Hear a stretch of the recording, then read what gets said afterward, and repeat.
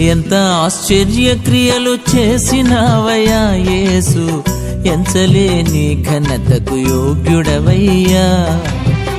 ఎంత ఆశ్చర్య క్రియలు చేసినావయ్యా యేసు, ఎంచలేని ఘనతకు యోగ్యుడవయ్యా. ఇంత కృప చూపించి ఇన్ని నాళ్ళు పోషించి, ఇంత కృప చూపించి ఇన్ని నాళ్ళు పోషించి, చింతలన్నీ తీర్చిన తండ్రి నీవయ్యా, చింతలన్నీ తీర్చిన తండ్రి నీవయ్యా.